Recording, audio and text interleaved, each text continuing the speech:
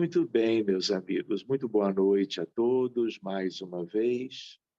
Que nós possamos buscar a apostila, aquela, lembrando do tema número 7, Educação da Faculdade Mediúnica. Então, nós temos alguns itens, e nós já estudamos da vez anterior, o primeiro deles sobre amparo espiritual aos médiuns, claro, especialmente aos médiuns em desenvolvimento, em treinamento, aprendizes da mediunidade, vamos dizer assim. Depois, o item 2 nos falava sobre o estudo doutrinário espírita para os médiuns de um modo geral.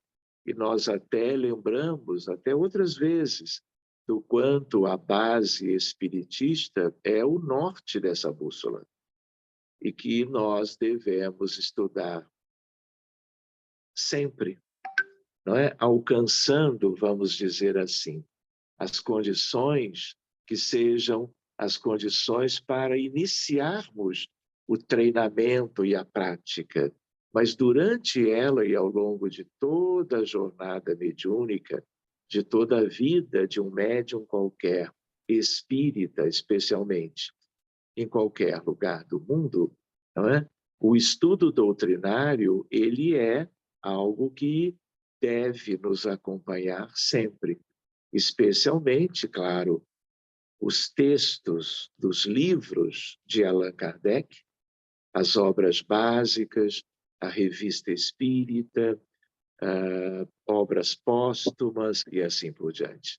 E também, claro, os livros de instrução e os romances de Emmanuel, os livros de André Luiz e de Humberto de Campos, e aí nós já teremos um belo contexto para estudos e reestudos durante muito tempo. Por quê? Porque nós precisamos de uma capacidade pessoal e coletiva, em qualquer lugar, de uma prática mediúnica segura.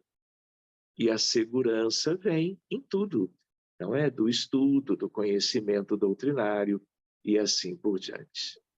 O item 3 é o item que nós ficamos de ver hoje. Então, hoje nós veremos o 3 e o 4. E aí vamos concluir o nosso capítulo, que é o tema número 7. Pois bem, então, se nós já vimos algo, não custa nós repetirmos.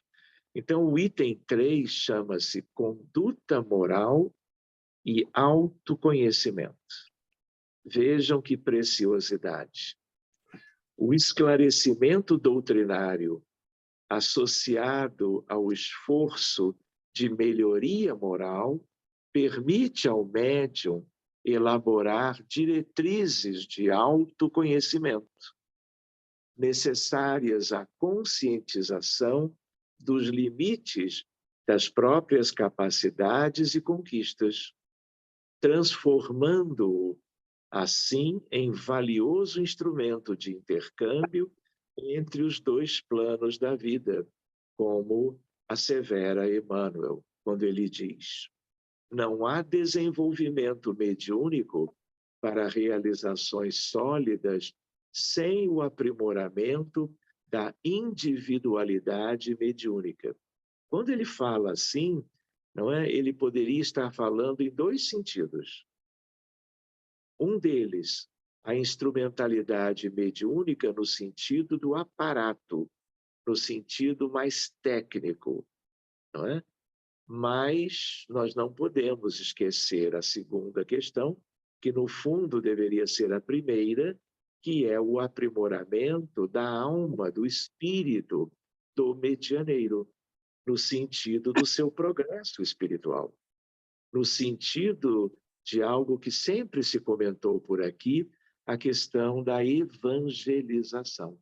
A questão, como Emmanuel também já frisou outras vezes, a importância do exercício da mediunidade com Jesus, com as diretrizes do seu evangelho de amor. Pois bem, então, seguindo adiante, todas as imperfeições morais são outras tantas portas abertas ao acesso dos espíritos maus, sendo que aqui ele se refere a espíritos maus que poderiam estar no dia a dia do médium e também na sua tarefa dentro da casa espírita ou na administração, nos relacionamentos interpessoais, dentro de casa, no lar ou nas instituições espíritas, criando dificuldades, mas também na própria tarefa em si, e não apenas para as questões humanas do dia a dia, não é? Então, espíritos maus, dependendo da condição da equipe mediúnica, eles serão trazidos. É importante que eles venham, mas não para serem obstáculo ao trabalho de um médium qualquer, fora do centro ou dentro, mas com o sentido terapêutico, o sentido de acolhimento. Por quê? Porque a reunião mediúnica, ela, a partir de uma certa natureza das suas propostas, dependendo de uma equipe que tenha avançado um pouquinho, já no campo da desobsessão, desobsessão especial ou o que seja, os espíritos tidos como de terceira ordem, onde são incluídos os espíritos maus, eles precisam de ajuda. E a psicofonia, a incorporação de qualquer um deles, pode ser mesmo e costuma ser, dentro das regras da atividade mediúnica formal, um elemento de ajuda para eles e para qualquer um que possa ter sido influenciado por qualquer uma delas ou deles, ao longo da vida, não é? Pois bem, então, seguindo adiante, porém, a que eles exploram com mais habilidade é o orgulho. Então, aqui lembrando da atuação de espíritos de terceira ordem, que se valem das fraquezas dos médiuns, leia-se a tríade devastadora: orgulho, egoísmo, vaidade e, por empréstimo, a indiferença. Pois bem, porque é a que a criatura menos confessa a si mesma. Lembram da ideia do autoconhecimento? Não é? A ideia de que noção que nós temos de nós mesmos, de quem somos, das nossas imperfeições, das nossas inclinações, mas, como é dito tantas vezes na própria codificação kardeciana, o orgulho tem perdido muitos médiuns, dotados das mais belas faculdades, e que, se não fora essa imperfeição, teriam podido tornar-se instrumentos notáveis e muito úteis, ao passo que, presas de espíritos mentirosos, suas faculdades, depois de se haverem pervertido, aniquilaram-se, de sorte que diversos deles se viram humilhados pelas mais amargas decepções. Então, reparem que nós estamos estudando essas questões, né? E esse texto é um texto como que do livro dos médiuns. O que acontece? Nós precisamos lembrar que é exatamente pelo estudo que nós vamos sendo como que vacinados. E isto também é um convite, o texto de hoje, para que nós, independentemente da eficiência do trabalho mediúnico através da nossa colaboração, nós continuemos investindo na nossa reforma íntima, na nossa educação quanto aos sentimentos, escolhas, atitudes, ideias, ideais, não é?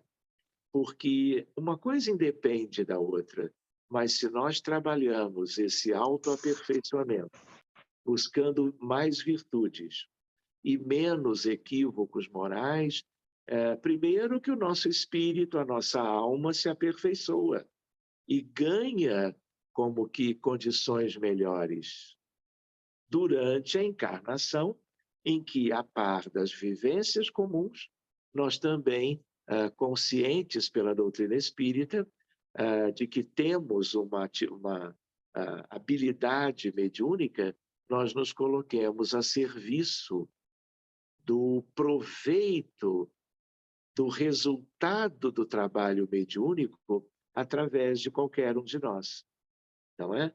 Então, uma coisa é a questão técnica, a questão fisiológica da mediunidade, o exercício salutar, mas, ao mesmo tempo, né, eu sempre gosto de lembrar o quanto a reunião mediúnica, séria, como lembrava sempre Allan Kardec, é uma escola, a par dos estudos doutrinários no centro espírita e em casa, independente das reuniões e dos encontros, a dedicação que depende de cada um, não é?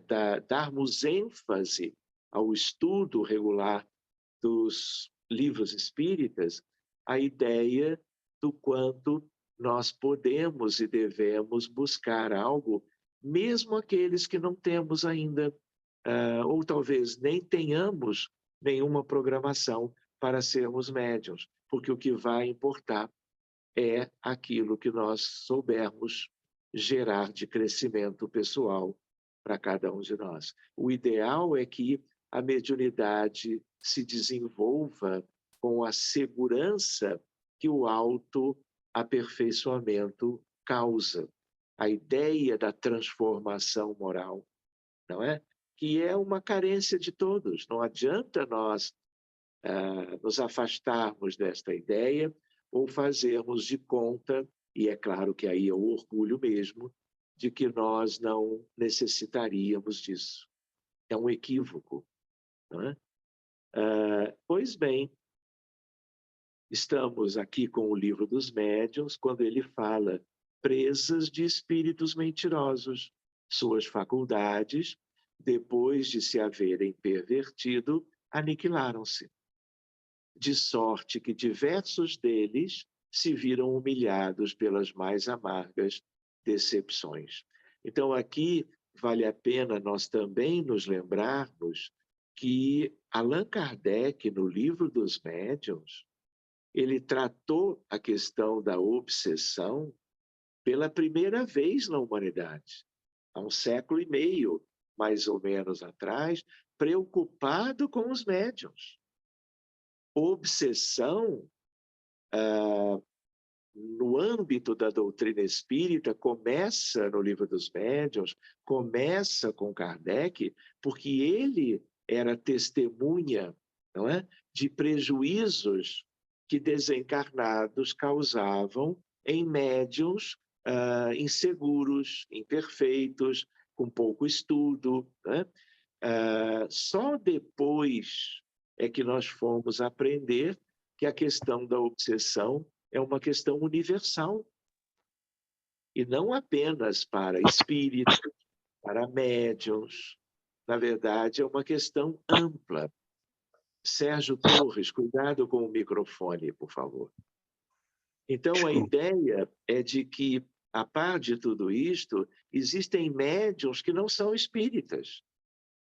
E aí eles não têm a bússola, não é o conteúdo doutrinário. E muitas vezes, exatamente por causa disso, eles se envolvem com algo que nós vamos ver daqui a pouco, não é? Que é a ligação da mediunidade à obtenção de uma vantagem qualquer no campo da vida humana no planeta. Então, nós temos que agradecer, não é? Quando temos a mediunidade, seja sutil, ostensiva, não é? que conhecemos a mediunidade como integrantes de grupos espíritas que nos ajudam ao exercício salutar dela. Pois bem, seguindo adiante, vejam o que ele diz aqui: o médium vigilante, mesmo no início da tarefa, procura conhecer as mais inclinações que ainda possui. Esforça-se no desenvolvimento de virtudes e identifica nas provações oportunidade de reajuste espiritual, sem perder de vista as artimanhas e os assaltos dos espíritos evolutivamente retardatários. Então, nunca é demais os amigos espirituais, através de textos tão bem confeccionados como o que estamos usando, não é? Nos alertarem. E eu tenho visto, inclusive da parte de médiuns, já com uma boa experiência e com muito bom conhecimento doutrinário, viverem dificuldades no dia a dia por ainda não desejarem trabalhar o seu orgulho e a sua indiferença, fora vaidade e egoísmo. Então, meus amigos, sigamos, não é? Sempre procurando a autoavaliação, análise do dia a dia, não é?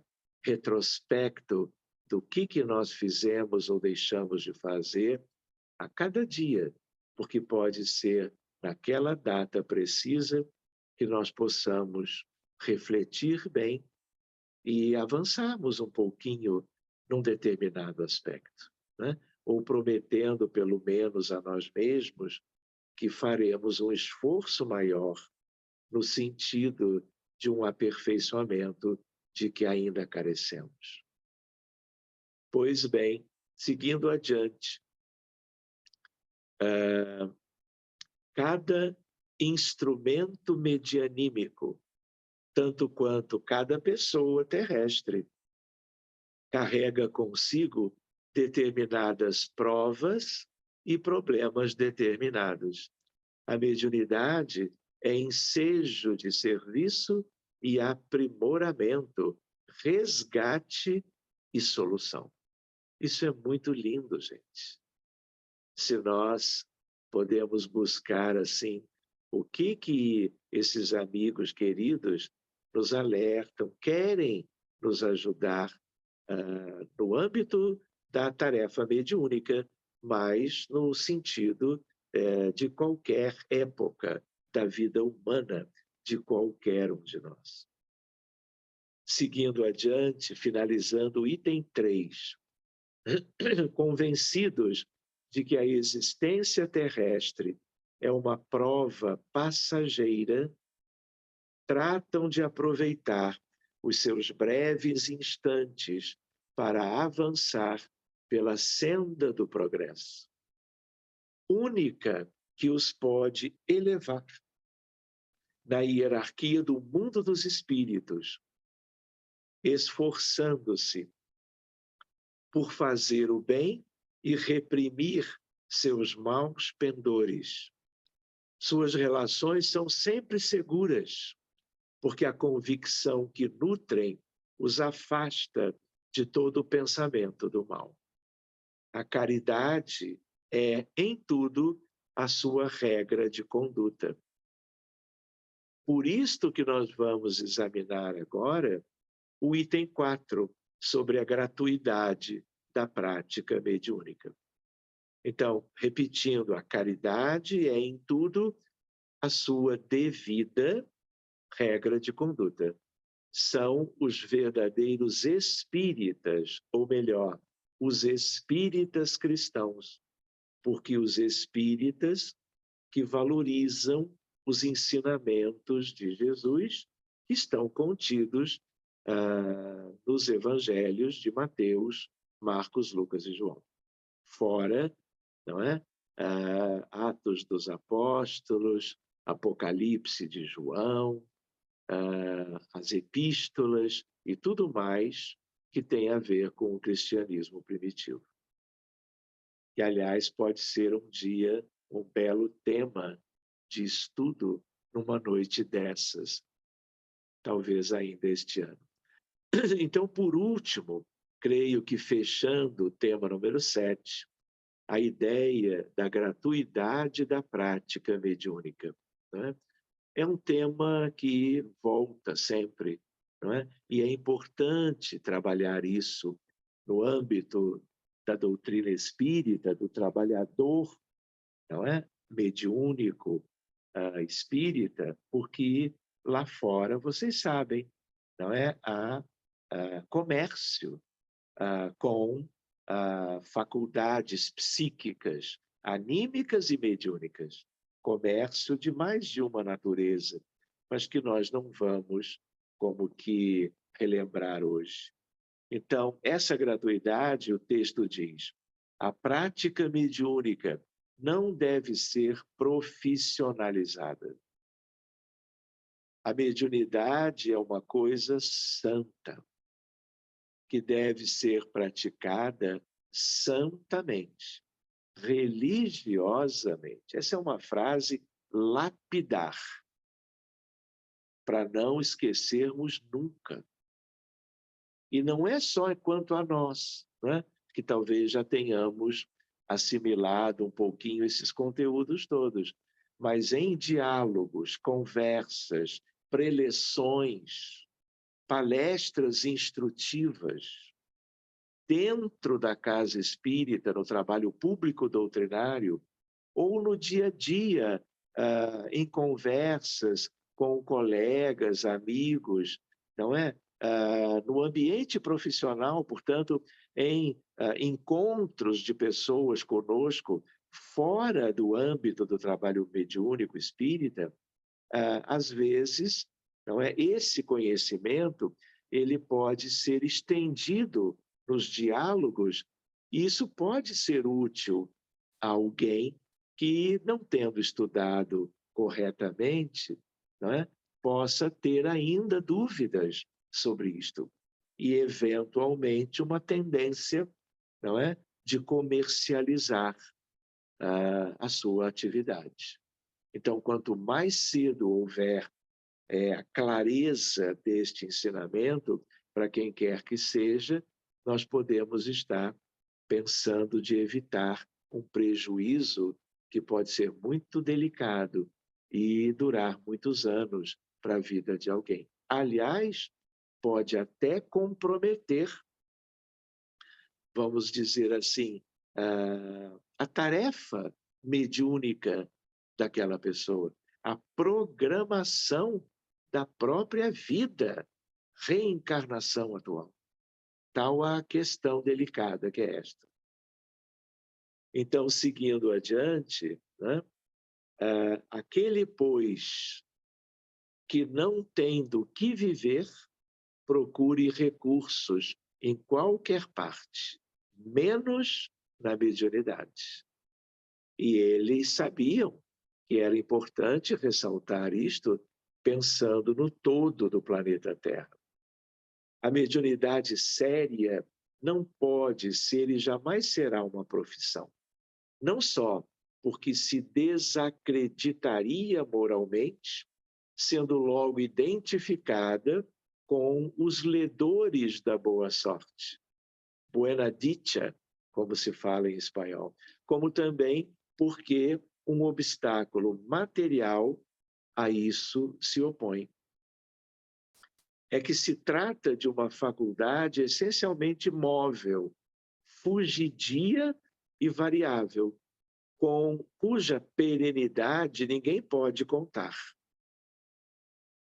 Seria, pois, para o explorador, uma fonte absolutamente incerta de receitas, que pode lhe faltar no momento em que mais precise dela. A mediunidade, porém, não é uma arte, não é um talento, razão pela qual não pode tornar-se uma profissão. Ela não existe sem o concurso dos espíritos. Faltando estes, já não há mediunidade. A aptidão pode subsistir, mas o seu exercício se anula.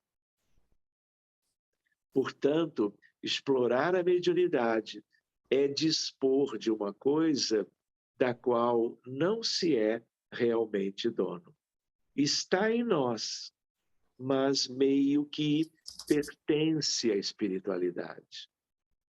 Se nós pensarmos bem, pertence a Deus, pertence aos espíritos superiores, porque é, na essência, uma ferramenta de trabalho deles através do concurso humano mediúnico. Pois bem, vejam só, a prática mediúnica usual na casa espírita é considerada como um instrumento de aperfeiçoamento espiritual, disponibilizada por Deus, que neste aspecto pode configurar uma provação, expiação ou missão, de acordo com as necessidades evolutivas do espírito reencarnado, que é o médium. A mediunidade provacional, também denominada mediunidade tarefa, tem como objetivo reparar equívocos cometidos em existências pretéritas. Ponto. E aí, brincando, ponto para encerrar a frase. E ponto no sentido de que esta é a questão usual. Então, a ideia de que é um compromisso. E esse compromisso não é missão para a imensa maioria dos trabalhadores espíritas. De tal maneira que é prova. E é como que um empenho da espiritualidade por aquela pessoa e por todos aqueles que, através daquele médium, eles do mundo maior poderão ajudar. Então, é um investimento da espiritualidade em nós. Reveste-se de provas ou tribulações escolhidas pelo Espírito antes da sua reencarnação, assim explicadas pelos orientadores da codificação. Voltando, portanto, a Kardec. Escolhestes apenas o gênero das provações. Os detalhes são consequência da posição em que vos achais e, muitas vezes, das vossas próprias ações. A expiação, por outro lado, refere-se à necessidade de cumprir ou expiar uma pena decorrente de grave violação à lei de Deus. E é nesse capítulo agora que, às vezes, a mediunidade se filia aos transtornos mentais. Na criança, por exemplo, dentro do TEA, espectro autismo, seja em questões ligadas à dependência química, à esquizofrenia, à bipolaridade, à síndrome do pânico e por aí vai.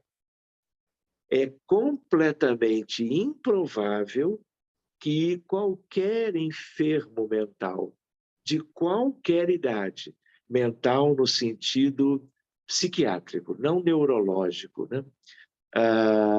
Não seja alguém ligado a espíritos, cobrando dívidas kármicas e vivendo processos obsessivos, às vezes severos, porque são eles que se relacionam claramente com o nível do padecimento do encarnado padecendo de um prejuízo da sua saúde mental.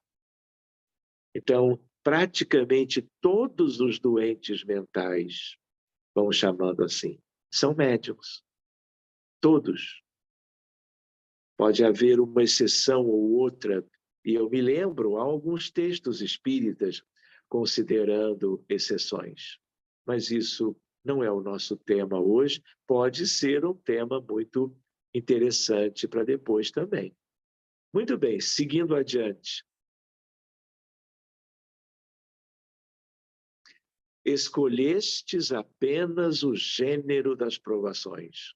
Os detalhes são consequência da posição em que vos achais e, muitas vezes, das próprias vossas ações. Eu queria lembrar que não é só tanto na questão da enfermidade psiquiátrica, mental, os processos expiatórios, eles são misturados com processos provacionais a nível de muitos médiuns. Então, a prova é algo relevante, mas mais simples.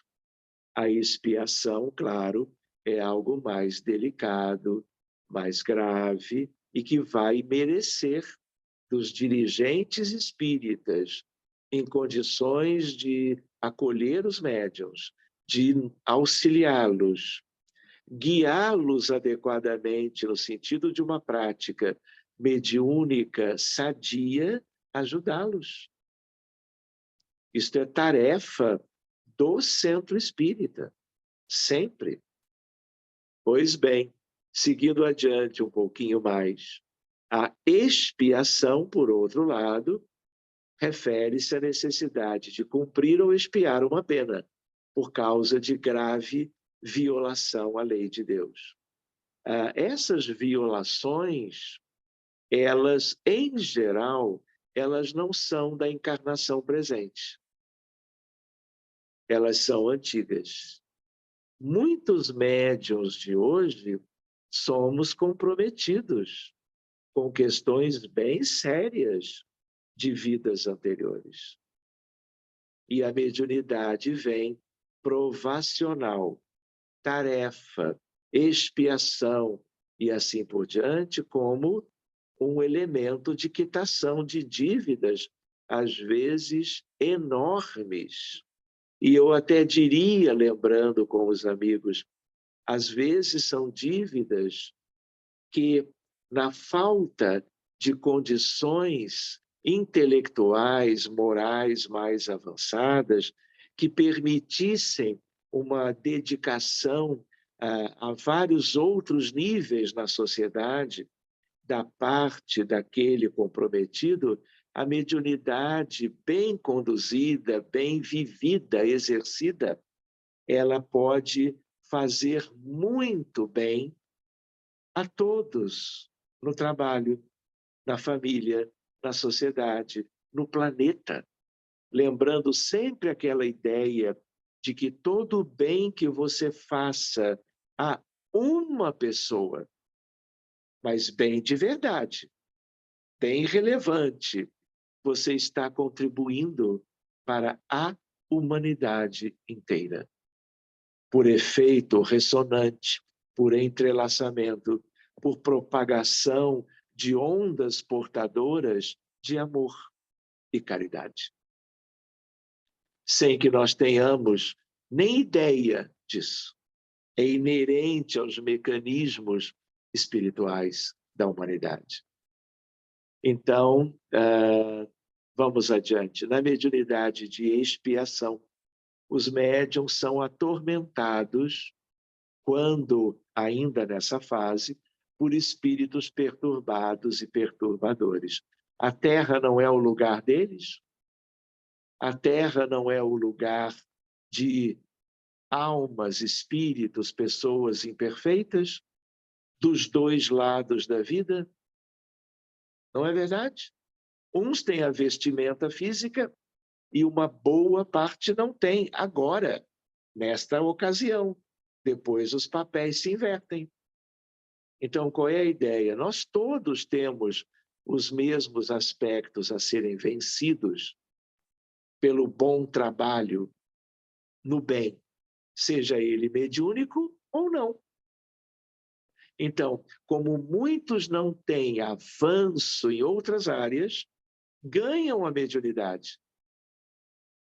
E a mediunidade, bem utilizada, como ferramenta da evolução, vai concorrer para o progresso de todos. Seguindo adiante. A expiação nesta situação, alega Emmanuel, alinha os quadros de enfermidade e infortúnio, que começam do berço e a evolução desdobra realizações e esperanças que se entremostram na meninice. Todavia, alerta Allan Kardec, sabemos que a duração da expiação está subordinada ao esforço, diria eu, ao melhoramento do culpado. Grifo no original. Ou seja, tudo na vida tem atenuantes e agravantes. Não é verdade?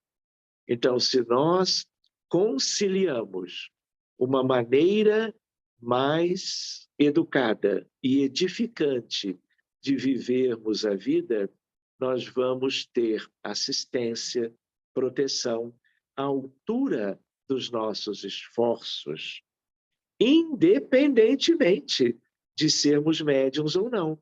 Mas se somos médiuns, isto vai ter uma importância grande na tarefa, através das nossas antenas psíquicas, como médiuns a serviço na instituição espírita, seja ela qual for. Até diria em atividades mediúnicas, também em outras crenças, porque os mecanismos são iguais. Qual é a grande questão? O espírita tem material para estudar. Se ele estuda, ele aprende. Se ele aprende, ele exercita de uma maneira mais adequada.